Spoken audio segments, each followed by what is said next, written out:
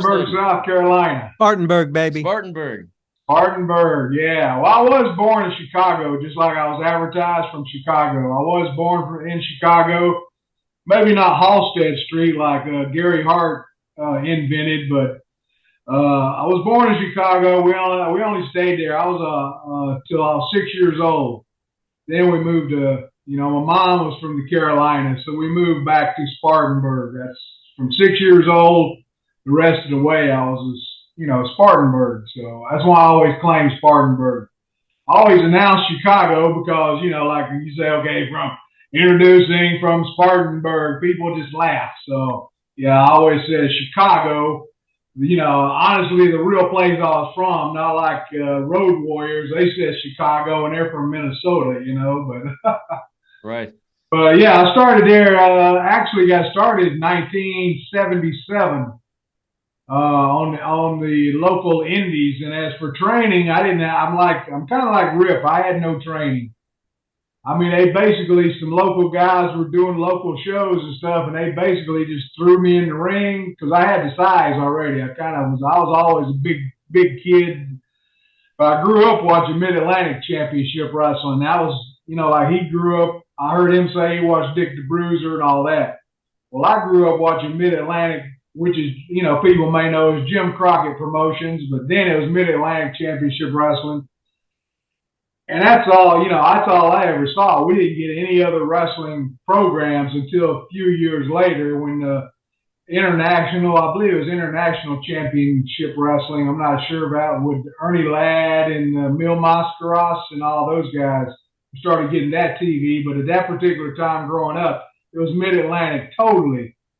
Wahoo McDaniel, Johnny Valentine, Rip the Profile Hawk, Swede Hansen, all those type guys in Mid-Atlantic. So man, I was just totally, once I seen it, I was in love, man. I was like, God, this is the greatest thing ever. And right then I was hooked. I said, I gotta be, some way I'm gonna have to be a professional wrestler. This is, because I saw Johnny Valentine and Wahoo just beat the crap out of each other one night in Spartanburg, and I was like, God dang, that's real. I had no doubt in my mind it was real because they were like, you could see the sweat exploding off of Valentine's chest when Wahoo would chop him with those Wahoo chops. And I was just like mesmerized, mesmerized. And from then on, I mean, I never missed, I didn't go always to live shows, but I never missed the TV shows. And I thought I didn't have TBS at that particular time. That was years later when I got, was able to get to TBS cable TV.